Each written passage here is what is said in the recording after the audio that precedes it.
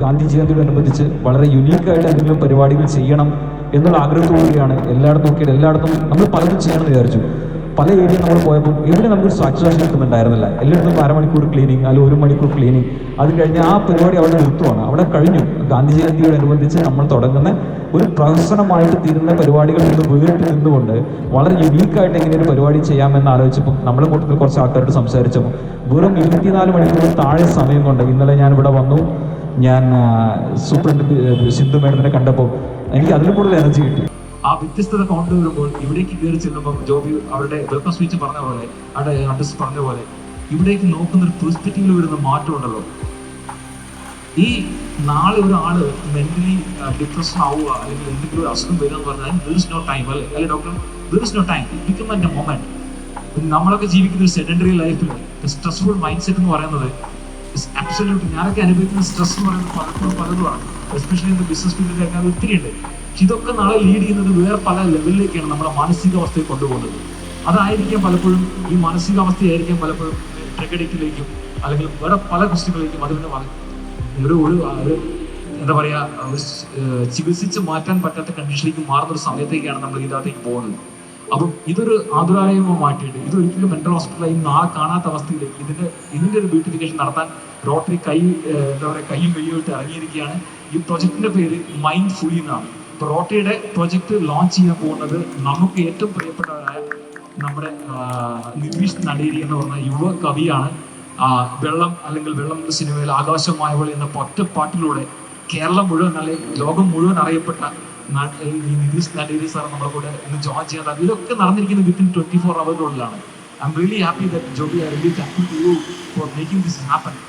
അപ്പം ഈ ഒരു പ്രോഗ്രാം നമുക്ക് സിന്ധു മേഡത്തിന് നമുക്ക് കണ്ടപ്പോൾ ഒരു ആളിങ്ങനെ നമുക്ക് ഏർപ്പാട് ചെയ്ത് വന്നു, ഡോക്ടർ ലാലു ജോസഫ് സാറ്. കാരണം മേഡം ഒന്ന് ലീവ് ആയതുകൊണ്ട് നാട്ടിൽ പോയിരിക്കുകയാണ്. അപ്പോൾ അതേസമയം ലാലു ജോസഫിനെ ആദ്യം വിളിച്ചപ്പോൾ ലാലു ജോസഫ് ഒത്തിരി സന്തോഷത്തോടെ പറഞ്ഞു, നിങ്ങളുടെ കാര്യങ്ങളൊക്കെ ആയിട്ട് നിങ്ങളെപ്പോലുള്ള ആൾക്കാർ മുന്നോട്ട് വരുമ്പോൾ നമ്മൾ 2 കൈ സ്വീകരിക്കും.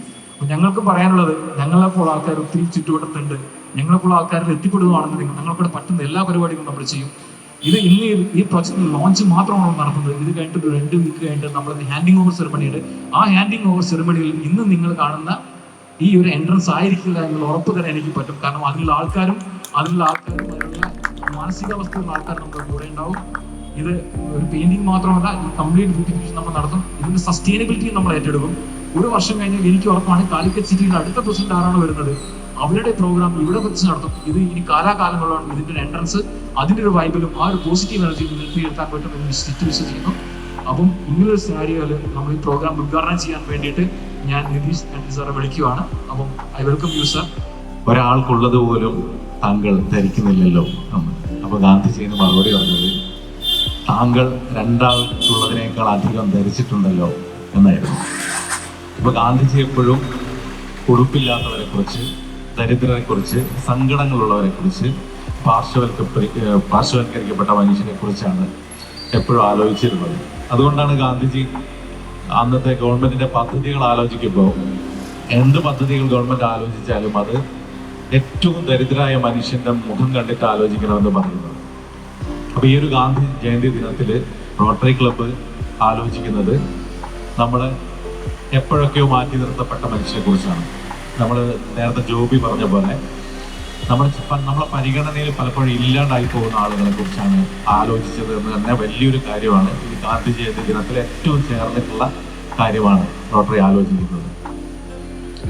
നമ്മളൊക്കെ തന്നെ നോർമാലിറ്റിക്കും അബ്നോർമാലിറ്റിക്കും ഇടയിൽ മാറി മാറി സ്വിച്ച് ചെയ്യുന്ന ആൾക്കാരാണ്. എല്ലാ മനുഷ്യരും അങ്ങനെ തന്നെയാണ്. പക്ഷെ ചില ആളുകൾക്ക് ആ സ്വിച്ചിങ്ങിൽ ചെറിയ മാറ്റം, അത് കൃത്യമായി സ്വിച്ച് ചെയ്ത് തിരിച്ചു വരാൻ പറ്റുന്നില്ല എന്നുള്ളൊരു ചെറിയ മാറ്റം മാത്രമേ ഉള്ളൂ. അതിനെയാണ് നമ്മൾ വലിയ എന്തോ ആനക്കാര്യമായി കണക്കാക്കുകയും മാറ്റി നിർത്താൻ ശ്രമിക്കുകയൊക്കെ ചെയ്യുന്നത്. ആ സ്വിച്ചിങ് കറക്റ്റായി അവർ തിരിച്ചു വരുമ്പോൾ അവരൊക്കെ സാധാരണ മാനസികാരോഗ്യത്തിലേക്ക് വരുന്നു. ഈ ഒരു ചെറിയൊരു ലളിതമായ കാര്യമാണ്. പക്ഷെ നമ്മൾ അതിനെ കാണുന്നത് മറ്റു രോഗങ്ങളെ അപ്പുറത്ത് വേറൊരു മനോവിഭ്രാന്തിയോടുകൂടിയാണ് നമ്മൾ അതിനെ കാണാൻ ശ്രമിക്കുന്നത്. അപ്പൊ എന്തായാലും ഇവിടെ അത്തരത്തിലുള്ള മനുഷ്യർക്ക് മനസ്സിന് ആനന്ദം ഉണ്ടാക്കുന്ന രീതിയിലുള്ള ഒരു എൻട്രൻസ് ഇവിടെ ഉണ്ടാക്കാൻ പോവുകയാണ്. മനോഹരമായ ചിത്രങ്ങളുമായി അതിന് ചേരുന്നത് ജോഷി പേരാമ്പ്രയുടെ നേതൃത്വത്തിലുള്ള നല്ല മനോഹരമായിട്ടുള്ള ഒരു കവാടം ഇവിടെ ഒരുങ്ങും. അത് തന്നെയാണ് ഏറ്റവും നല്ല കാര്യം. കാരണം മാനസികമായ സന്തോഷം എപ്പോഴും നിലനിർത്തുക എന്നുള്ളതാണ്. നല്ല ചിത്രങ്ങൾ കാണുമ്പോൾ, നല്ല കലാരൂപങ്ങൾ ആസ്വദിക്കുമ്പോൾ നമ്മൾ മാനസികമായി ഒരുപാട് ആനന്ദിക്കുന്നുണ്ട്.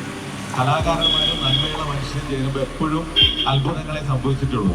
അവിടെ അത് സംഭവിക്കുമെന്ന് വിചാരിക്കുന്നു. ONVയുടെ ഒരു പാട്ടുണ്ടല്ലോ, ഉച്ചത്തിൽ മിടിക്കല്ലേ നീ എൻ്റെ ഹൃദന്തമേ, സ്വച്ഛ ശാന്തമെന്നോവൽ മയങ്ങിടുമ്പോൾ,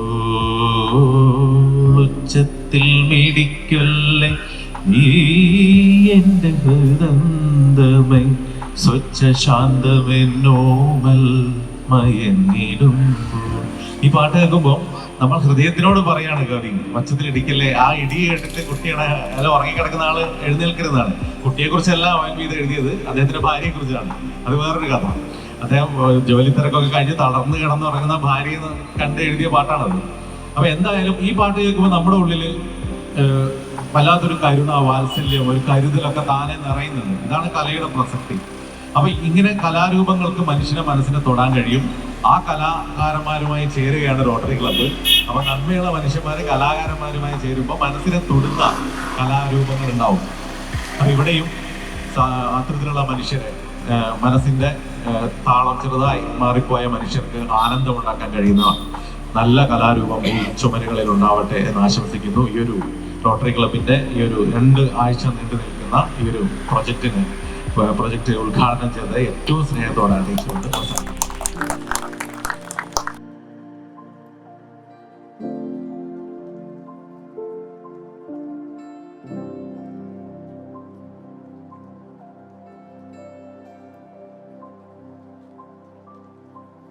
റോട്ടറി കാലിക്കറ്റ് സിറ്റി, അതിലെ എല്ലാവരെയും ഈ സ്ഥാപനത്തിൻ്റെ പേരിലുള്ള കൃത്യമായ നന്ദി ഞാൻ അറിയിക്കുന്നു. ഇവിടെ നേരത്തെ സൂചിപ്പിച്ചതുപോലെ ഒരുപാട് കാര്യങ്ങൾ ഈ സ്ഥാപനത്തിന് ആവശ്യമുണ്ട്. ഏറെക്കുറെ കാര്യങ്ങളൊക്കെ നിങ്ങൾക്കും ചെയ്യാൻ കഴിയും. അപ്പോൾ ഈ ഒരു ഉദ്യമം ഇനിയും അങ്ങോട്ടുള്ള നമ്മുടെ തുടർ യാത്രയുടെ ഒരു ആരംഭമാകട്ടെ എന്ന് ആഗ്രഹിക്കുന്നു, പ്രത്യാശിക്കുന്നു. ഈ സംരംഭത്തിന് എല്ലാവിധ ഭാവങ്ങളും ആശംസകളും നേരുന്നു. എല്ലാവർക്കും സന്തോഷം നൽകുന്ന, അതോടൊപ്പം തന്നെ നമ്മുടെ മനോഭാവത്തിലും മാറ്റം വരുത്താൻ പോകുന്ന ഒരു വലിയ പ്രോജക്റ്റിനാണ് ഈ ഗാന്ധി ജയന്തി ദിനത്തിൽ റോട്ടറി കാലിക്കറ്റ് സിറ്റി ഇവിടെ തുടക്കം കുറിക്കുന്നത്.